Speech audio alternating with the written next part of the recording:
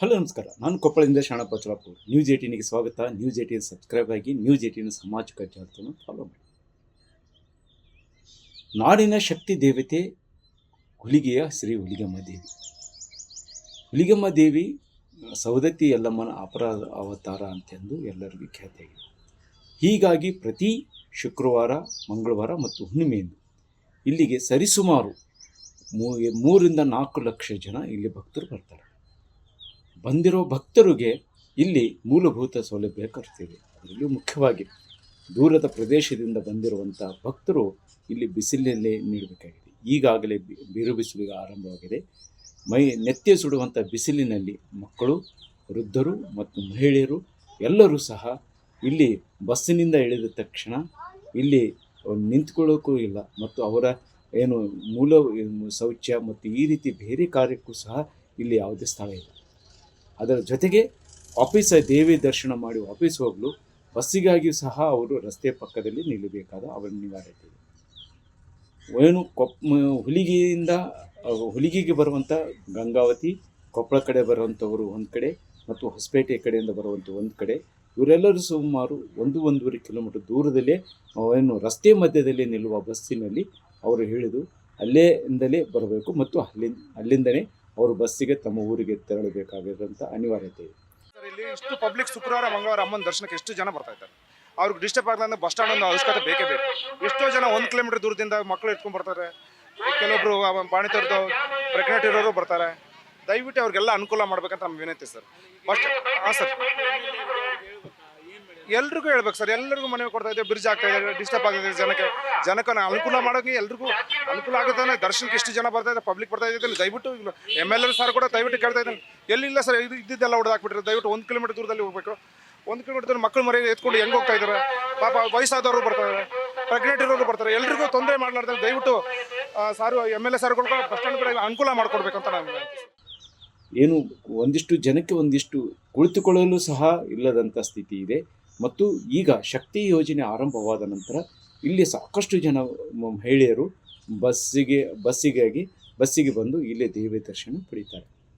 ಆದರೆ ಇಲ್ಲಿ ಮೂಲಭೂತ ಸೌಲಭ್ಯ ನೀಡಬೇಕಾಗಿದ್ದು ತೀರಾ ಅನಿವಾರ್ಯ ಮತ್ತು ಇದು ಕರ್ತವ್ಯ ಸಹ. ಆದರೆ ಇಲ್ಲಿ ಪ್ರತಿ ತಿಂಗಳು ಹುಲಿಗೆಮ್ಮ ದೇವಸ್ಥಾನಕ್ಕೆ ಈಗ ಸರಿಸುಮಾರು ಕಳೆದ 2 ವರ್ಷಗಳ ಲೆಕ್ಕದಲ್ಲಿ ನೋಡಿದಾಗ ಸರಿಸುಮಾರು ಪ್ರತಿ ತಿಂಗಳು 1 ಕೋಟಿಗೂ ಅಧಿಕ ಆದಾಯ ಇಲ್ಲಿ ಭಕ್ತರಿಂದಲೇ ಬರುತ್ತೆ. ಈ ಹಣದಲ್ಲಿಂದಾದರೂ ಈಗ ಇಲ್ಲೊಂದು ತಾತ್ಕಾಲಿಕವಾಗಿ ಭಕ್ತರು ಬರುವಂಥ ಸ್ಥಳಗಳಲ್ಲಿ ತಾತ್ಕಾಲಿಕ ಶೆಡ್ಡು ಮತ್ತು ತಾತ್ಕಾಲಿಕವಾದ ಬಸ್ ನಿಲ್ದಾಣವನ್ನು ನಿರ್ಮಿಸಬೇಕಾಗಿದ್ದು ಆಡಳಿತ ಮಂಡಳಿಯ ಕರ್ತವ್ಯ. ಶ್ರೀ ಹುಲಿಗೆಮ್ಮ ದೇವಿ ದೇವಸ್ಥಾನ ಅಭಿವೃದ್ಧಿ ಪ್ರಾಧಿಕಾರ ಆಗಿದೆ, ಅದರ ಕರ್ತವ್ಯವಾಗಿದೆ. ಅದರ ಜೊತೆಗೆ ಮುಖ್ಯವಾಗಿ ಇದು ಹುಲಿಗೆ ದೇವಸ್ಥಾನ, ಇದು ಶಾಸಕ ಮತ್ತು ಸಂಸದ ರಾಜಶೇಖರ್ ಹಿಟ್ನಾಳ್ ಮತ್ತು ರಾಘವೇಂದ್ರ ಹಿಟ್ನಾಳರ ಹಿಟ್ನಾಳ್ ಗ್ರಾಮದ ಪಕ್ಕದಲ್ಲಿರುವಂಥ ಒಂದು ಗ್ರಾಮ. ಇಲ್ಲಿ ಒಂದು ಬಸ್ ನಿಲ್ದಾಣ ಸಹ ನೀಡದೇ ಇರೋಕ್ಕೆ ಜನ ಆಕ್ರೋಶವನ್ನು ವ್ಯಕ್ತಪಡಿಸ್ತಾ ಇದ್ದಾರೆ. ಅದರ ಜೊತೆಗೆ ಇಲ್ಲಿ ಮುಖ್ಯವಾಗಿ ಬೇಕಾಗಿದೆ ಅಂತೇಳಿದರೆ, ಇಲ್ಲಿ ಈ ಹಿಂದೆ ಒಂದು ಚಿಕ್ಕದಾಗಿರುವಂಥ KKRTCಯಿಂದ ಬಸ್ ನಿಲ್ದಾಣ ಇತ್ತು. ಆದರೆ ರೈಲ್ವೆ ಮೇಲ್ಸೇತುವೆ ಕಾಮಗಾರಿಯಿಂದಲೇ ಅದನ್ನು ತೆಗೆದರು.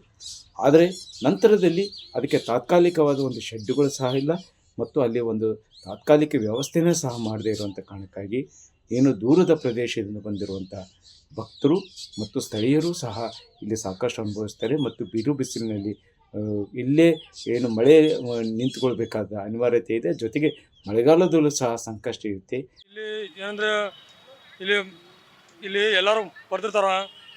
ಏನಂದರೆ ಎಲ್ಲರಿಗೆ ಬಾತ್ರೂಮ್ಗಳು ಒಳ್ಳೆಯದು ಎಲ್ಲ ಸವಲತ್ತುಗಳು ಮಾಡಬೇಕು. ಬಸ್ ಸ್ಟ್ಯಾಂಡ್ಗಳು ಬೇಕು. ದೇವಸ್ಥಾನ ಅಂದರೆ ಭಾಳ ಶೌಚ. ಇಲ್ಲಿ ಬಸ್ ಸ್ಟ್ಯಾಂಡ್ಗಳು ಇಲ್ಲ. ಇಲ್ಲಿ ಬಸ್ ಸ್ಟ್ಯಾಂಡ್ಗಳು ಹಾಕಬೇಕು. ಏನು ಸರ್? ಇಲ್ಲ ಸರ್, ಬಸ್ ಸ್ಟ್ಯಾಂಡ್ಗಳು ಮಾಡಿದ್ರೆ ಎಲ್ಲರೂ ಇರ್ತಾರೆ ಸರ್. ಇಲ್ಲ ಬಸ್ ಸ್ಟ್ಯಾಂಡ್ಗಳಿಲ್ಲ. ಯಾಕಂದರೆ ಇಲ್ಲಿ ಇನ್ನೊಂದು ಟ್ರಾಫಿಕ್ ಜಾಮ್ ಐತೆ. ಇಲ್ಲಿ ಟ್ರಾಫಿಕ್ ಜಾಮು ಇಲ್ಲಿ ಒನ್ ವೇ ಆಗಬೇಕು. ಯಾಕಂದರೆ ಇಲ್ಲಿ ಸರ್. ಹಾಂ ಹೌದು ಸರ್. ಲಕ್ಷಾಂತರ ಜನ ಬರುವಂಥ ದೇವಸ್ಥಾನದಲ್ಲಿ ಈ ವ್ಯವಸ್ಥೆಯನ್ನು ಸರಿಪಡಿಸಬೇಕಾಗಿದ್ದು ಎಲ್ಲರ ಕರ್ತವ್ಯವಾಗಿದೆ. ಈ ನಿಟ್ಟಿನಲ್ಲಿ ಜಿಲ್ಲಾಡಳಿತ, ಜನಪ್ರತಿನಿಧಿಗಳು ಮತ್ತು ದೇವಸ್ಥಾನ ಅಭಿವೃದ್ಧಿ ಪ್ರಾಧಿಕಾರದ ಕೆಲಸ ಮಾಡ್ತಾರಾ ಅನ್ನೋದನ್ನು ಕಾದು ನೋಡಬೇಕಾಗಿದೆ. ಶರಣಪ್ಪ ಬಾಚುಲಾಪುರ್, ನ್ಯೂಸ್ 18 ಕೊಪ್ಪಳ. ನಿರ್ಭೀತ, ನಿಷ್ಪಕ್ಷಪಾತ, ವಿಶ್ವಾಸಾರ್ಹ ಸುದ್ದಿಗಳಿಗೆ ಮತ್ತೊಂದು ಹೆಸರಾಗಿರೋ ನ್ಯೂಸ್ 18 ಕನ್ನಡ ಈಗ ಆಪ್ನಲ್ಲೂ ಲಭ್ಯ ಇದೆ. ದಯವಿಟ್ಟು ಇಲ್ಲಿರೋ QR ಕೋಡ್ ಅನ್ನ ಸ್ಕ್ಯಾನ್ ಮಾಡಿಕೊಂಡು ಆಪ್ ಡೌನ್ಲೋಡ್ ಮಾಡೋದಕ್ಕೆ ಮರಿಬೇಡಿ. ನಿಮ್ಮ ಬೆಂಬಲ ಹೀಗೆ ಸದಾ ನಮ್ಮೊಂದಿಗಿರಲಿ. ಧನ್ಯವಾದ.